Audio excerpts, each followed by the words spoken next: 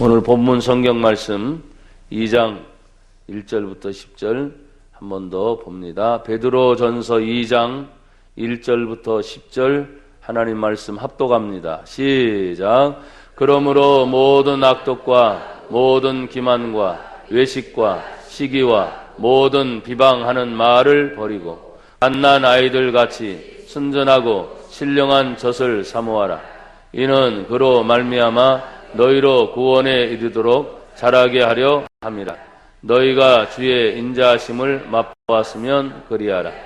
사람에게는 버림바가 되었으나 하나님께는 택하심을 입은 보배로우신 산돌이신 예수께 나아가 너희도 산돌같이 신령한 집으로 세워지고 예수 그리스도로 말미암아 하나님 기쁘시게 받으실 신령한 제사를 드릴 거룩한 제사장이 될지니라. 성경에 기록되었으되 보라 내가 택한 보배로운 모퉁이 돌을 시온에 두노니 그를 믿는 자는 부끄러움을 당하지 아니하리라 했으니 그러므로 믿는 너희에게는 보배이나 믿지 아니하는 자에게는 건축자들이 버린 그 돌이 모퉁이의 머릿돌이 되고 또한 붙이진 돌과 걸려 넘어지게 하는 바위가 되었다 하였느니라. 그들이 말씀을 순종하지 아니하므로 넘어지나니 이는 그들을 이렇게 정하신 것이라. 그러나 너희는 택하신 족속이요 왕같은 제사장들이요 거룩한 나라요 그의 소유가 된 백성이니 이는 너희를 어두운 데서 불러내어 그의 기이한 빛에 들어가게 하신 이의 아름다운 덕을 선포하게 하려 하심이라.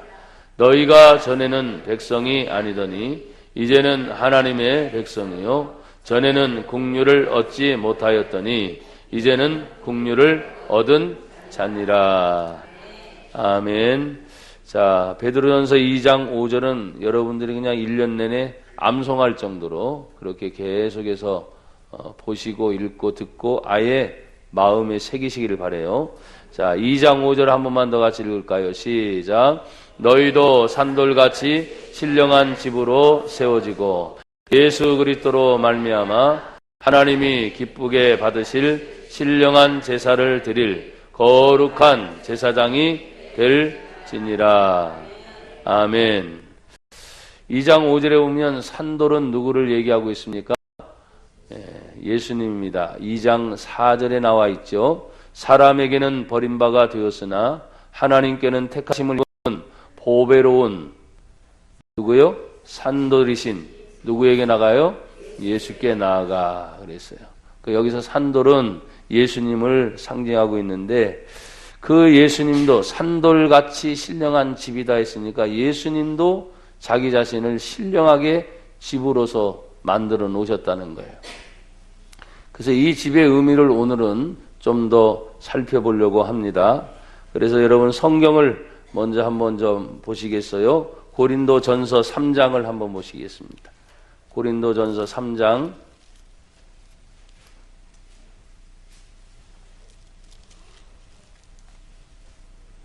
16절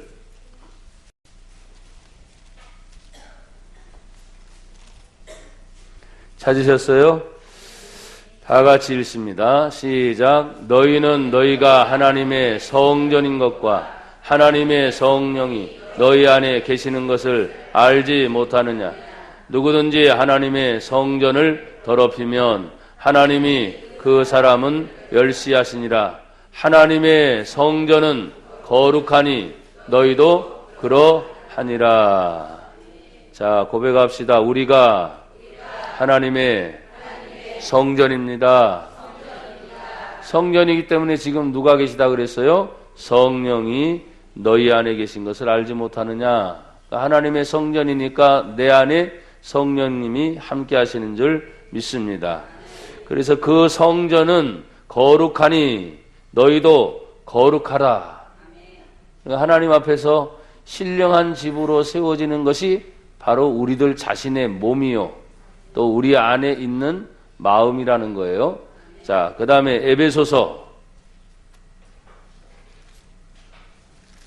에베소서 2장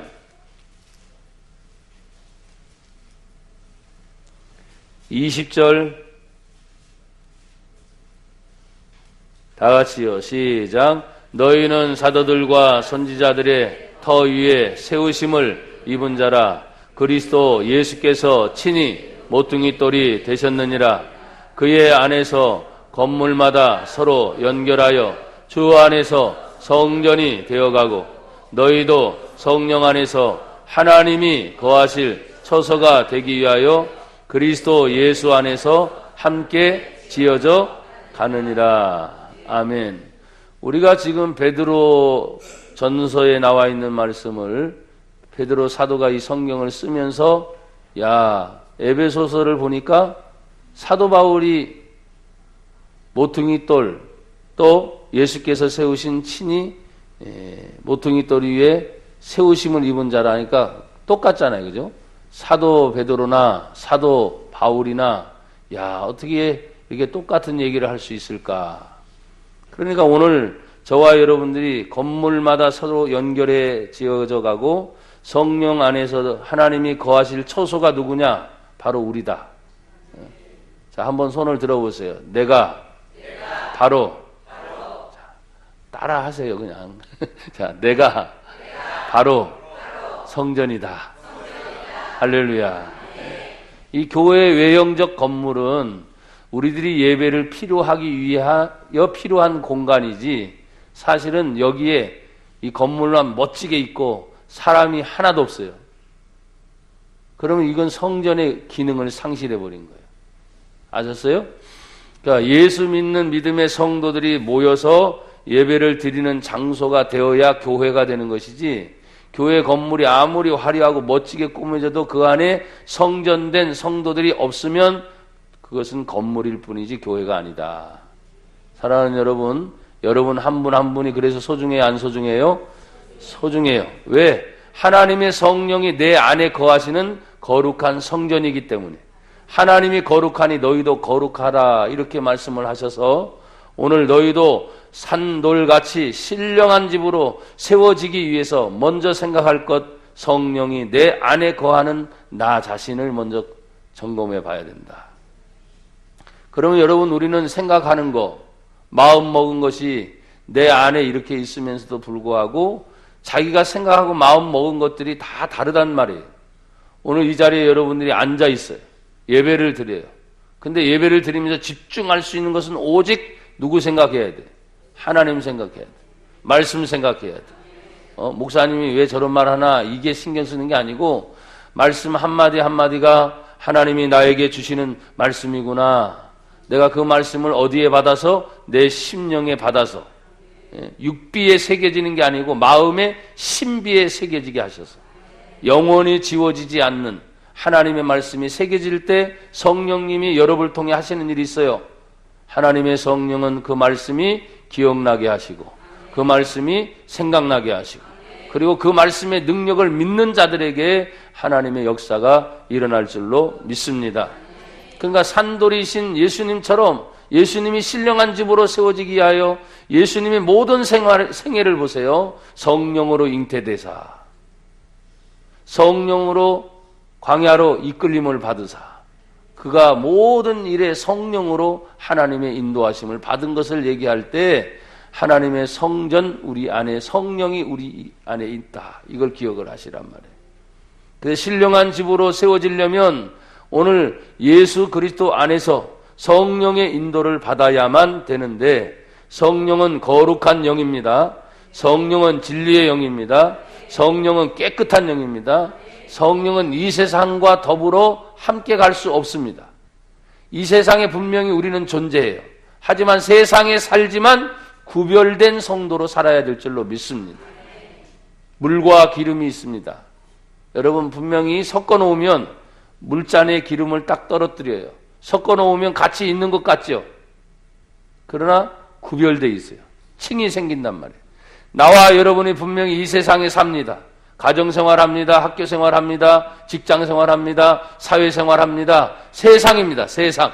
그러나 성도로서 세상에 딱 들어간 순간 여러분과 세상은 구별이 돼야 됩니다. 마치 기름과 물처럼.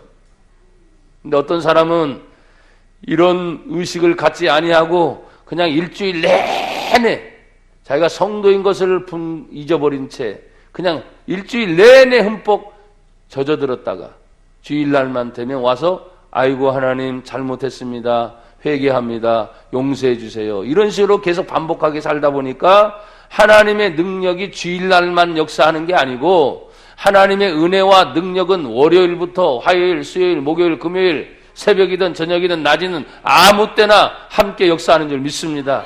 그럼 뭐냐면 내가 그 주님과 동행하는 삶을 살아야 되는데 그러지 못할 때 일어난다는 거예요. 신령하다는 것은 예배를 드릴 때만 신령한 것이 아니고 여러분의 삶이 신령해야 됩니다. 알았어요? 오늘 성경은 그렇게 말합니다. 신령한 집으로 세워질 때마다 서로 간에 연결되어진 것이다 라고 오늘 우리가 읽은 에베소서 2장에 있는 말씀을 얘기했어요. 예수님과 함께 지어져 간다. 아직도 미완성된 상태. 그래서 신학적 용어로 보면 우리는 어떻게 되느냐? 점점점 거룩하게 변화된다 해서 성화의 단계를 거쳐가고 있어요.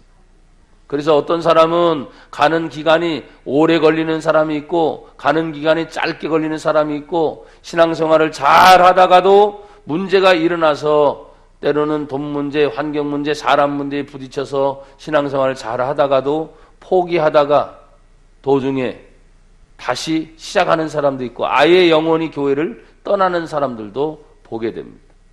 그러나 여러분 기억하세요. 내가 예수를 믿으면 성경에 예수님이 우리를 하나님의 사람으로 가만두지 아니하고 반드시 부르셔야 안 부르셔요? 부르셔요. 그런 부름의 음성이 있어요. 성경에 보면 하나님께서 말합니다. 두 아들에게 있는 비유를 얘기하면서 탕자의 비유라고 사람들은 얘기해요. 큰 아들은 그냥 집에 남아있고 둘째 아들은 아버지에게 자신의 재산의 분깃을 달라고 절반을 받아가서 먼 나라에 가서 아버지의 타치를 받지 않습니다. 돈이 많으니까 친구들도 많습니다. 돈이 많으니까 먹을 것도 풍성하고 돈이 많으니까 사람들이 왜 이렇게 잘 모여요. 그러나 그 모든 돈이 한 푼, 두 푼 다 사라지고 난 뒤에 성경에 보니까 거지 중에 산거지가 됐어요.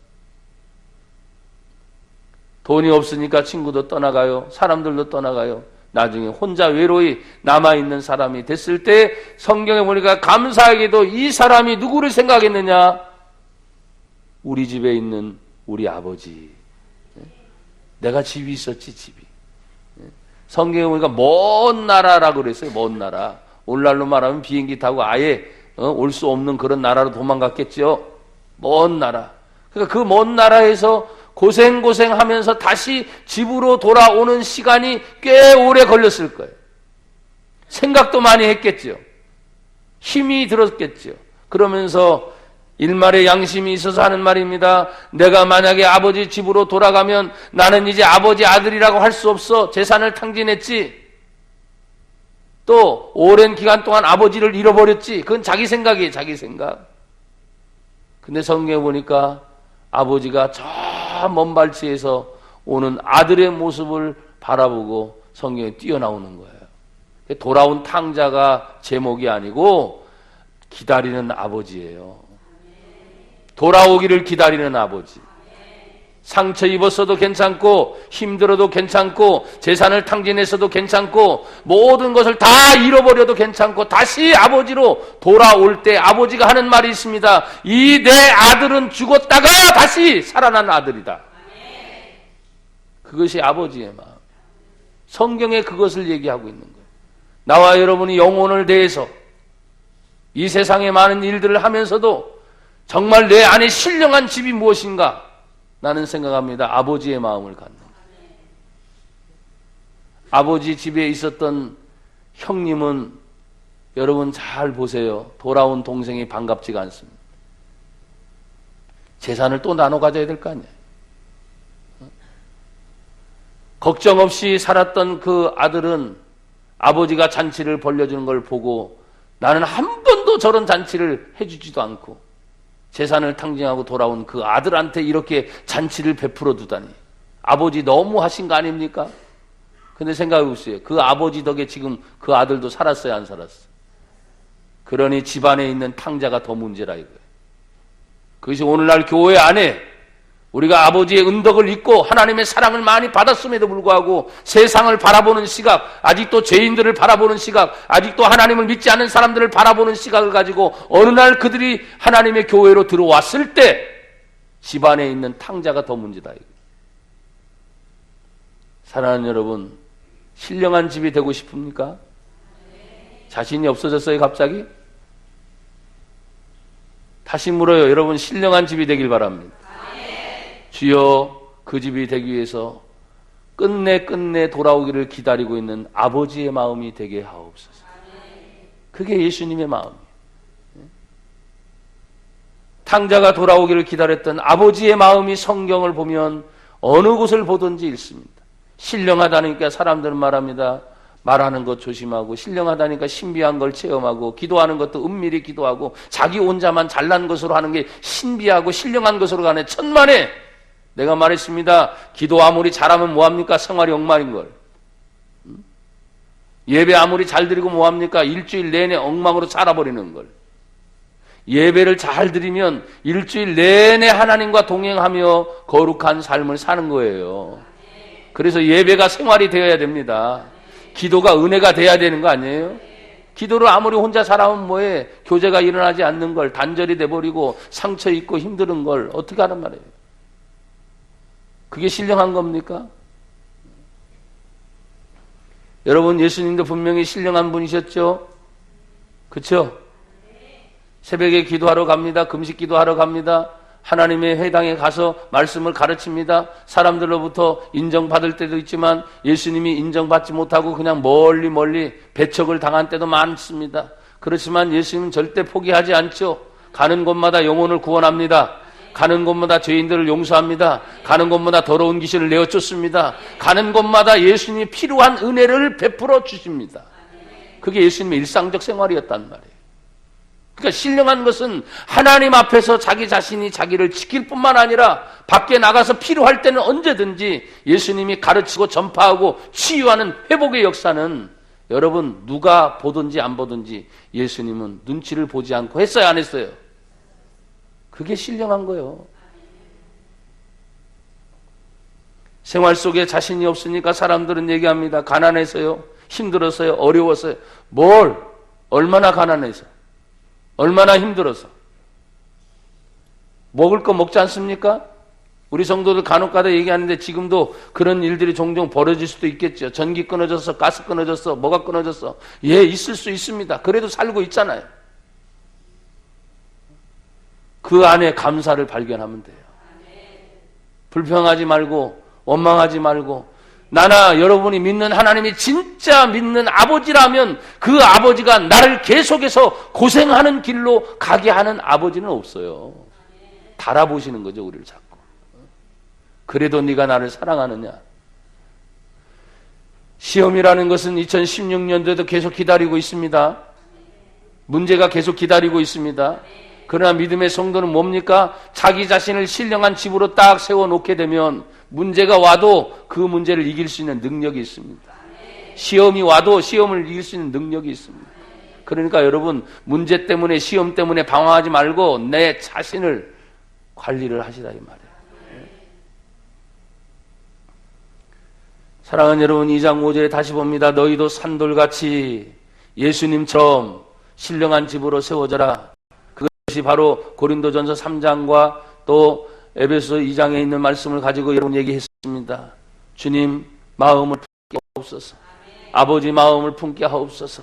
내가 예배를 드리면서 은혜 받는 것이 이 예배 시간뿐만 아니라 내 생활의 모든 생활 속에 하나님의 은혜로 나아가는 자가 되게 하옵소서. 한번 따라합시다. 예배가 생활이다. 생활이 예배다. 할렐루야.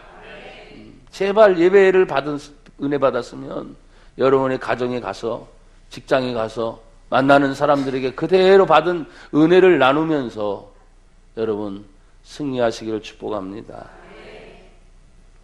여러분, 예수님으로 말미암아 여기 이제 거룩한 제사장입니다. 거룩한 제사장은 깊이 생각할 것이 있습니다. 자기 혼자만 제사장이 아니라 첫 번째는 하나님이 기쁘신가 안 기쁘신가를 생각해야 돼.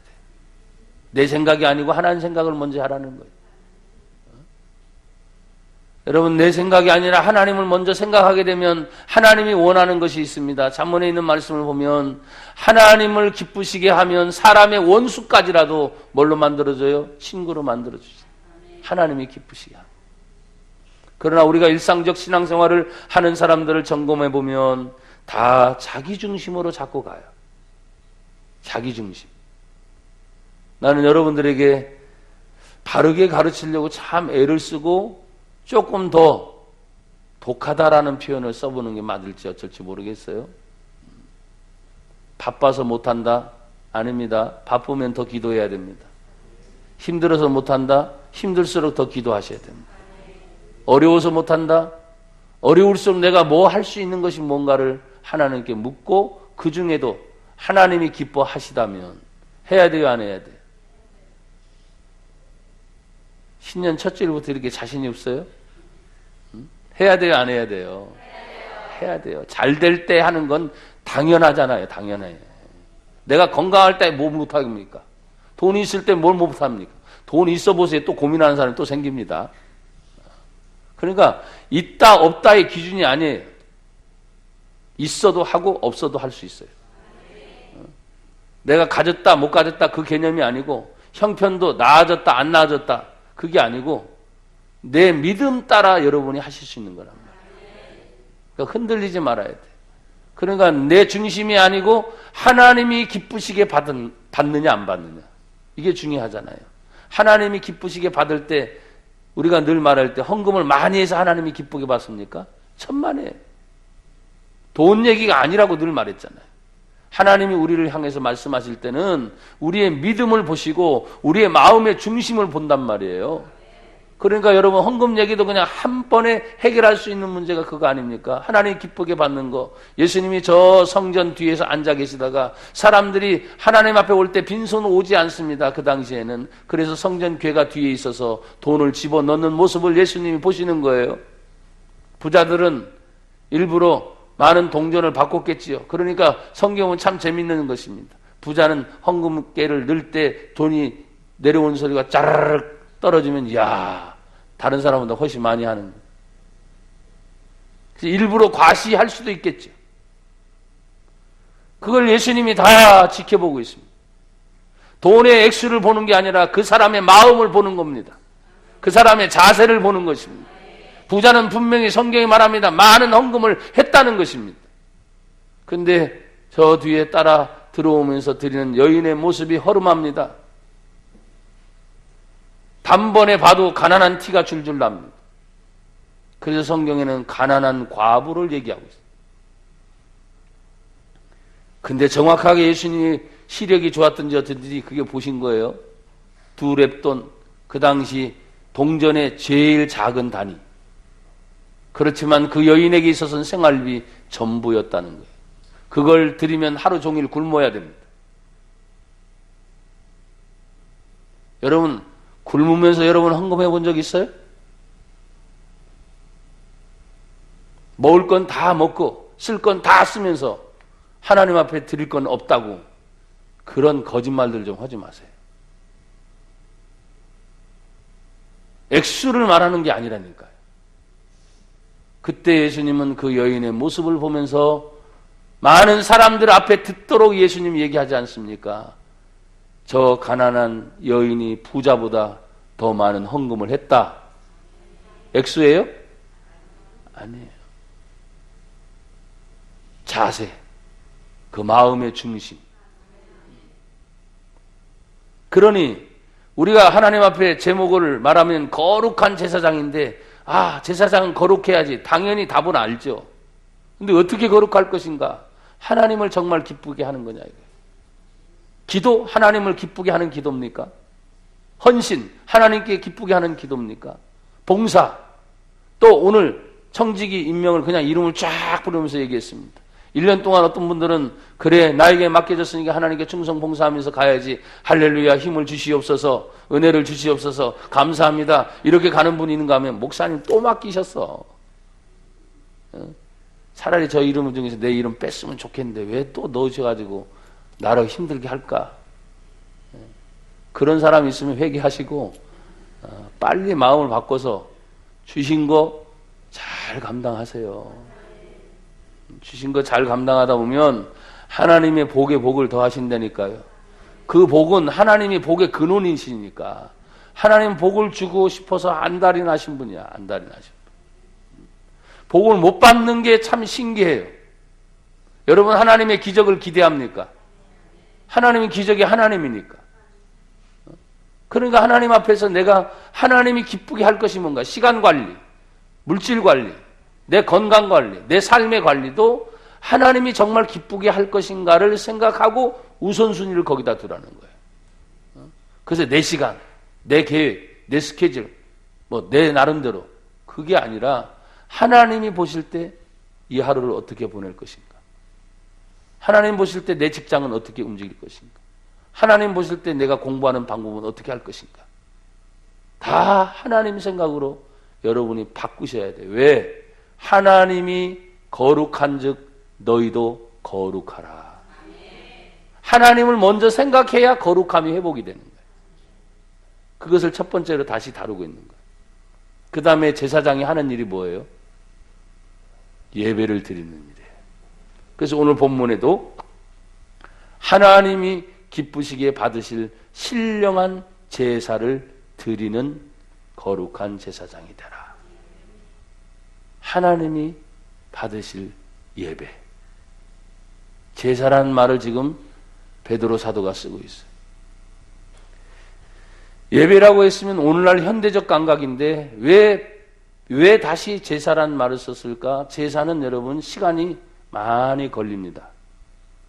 제사는 반드시 제사장 앞에 나아가기 전 제사장으로 자기 자신이 준비할 것이 많아요. 오늘날은 여러분이 그냥 딱 오고 준비해서 그냥 오고 오면 간단하잖아요. 오늘날 예배는 얼마나 간단해요. 그러나 옛날의 예배를 생각하면 절차가 복잡해요. 준비하는 과정도 복잡해요.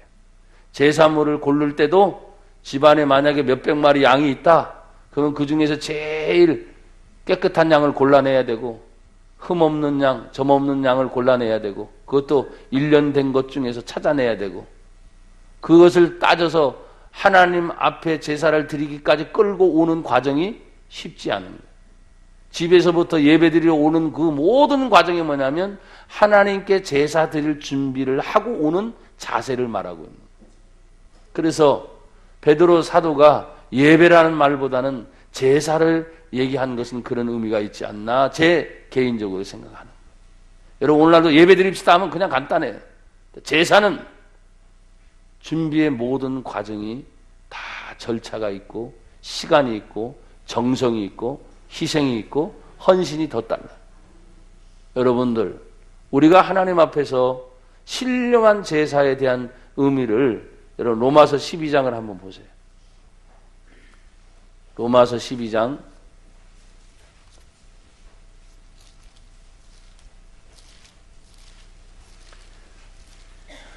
같이 읽습니다.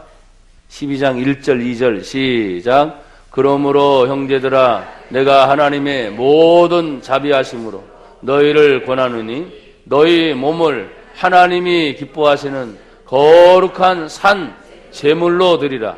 이는 너희가 드릴 영적 예배니라. 2절까지 너희는 이 세대를 본받지 말고 오직 마음을 새롭게 함으로 변화를 받아 하나님의 선하시고 기뻐하시고 온전하신 뜻이 무엇인지 분별하도록 하라. 아멘. 거룩한 산 제물이 다른 데서 찾지 말고 너희 몸을 하나님께 드려라. 내 몸이 오면 다 오는 거잖아요. 지금요. 내 몸이 오면 마음도 오고 시간도 오고 물질도 오고 정성도 오고 다 오니까 내 몸을 하나님이 기뻐하시는 거룩한 산 제사로 드려라. 근데 이 몸이 그냥 몸 말고 거기에 다시 마음까지 얘기하고 있는 거예요. 제가 늘 말했죠. 예배를 드릴 때 몸은 여기 와 있어요. 근데 지금 마음과 생각이 딴 데 가는 경우가 간혹 있어요, 없어요? 그럼 예배를 드리는 거예요, 안 드리는 거예요? 죄송하지만 그분은 예배를 드리는 게 아니야. 내 몸이 왔으면 마음과 생각과 뜻이 여기에 다 집중하셔요. 그래야 온전한 예배가 드려지게 되는 거예요. 그래서 사도 베드로는 그 얘기를 하고 있는 거예요.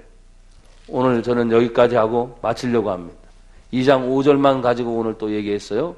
너희도 산돌같이 신령한 집으로 세워지고 예수 그리스도로 말미암아 하나님이 기쁘게 받으실 신령한 제사를 드릴 거룩한 제사장이 되어라. 하나님 앞에 몸을 드리고 시간을 드리고 마음을 드리고 물질을 드리고 이런 모든 것들이 제사에 필요한 것들이기 때문에 하나님께 온전히 드려졌다는 것을 기억하고 그 키포인트는 예수님으로 말미암아. 항상 연결고리는 그렇습니다. 신앙생활 하는데 예수님이 아니면 제사 못 받잖아요. 예수님이 아니면 구원받지 못하잖아요.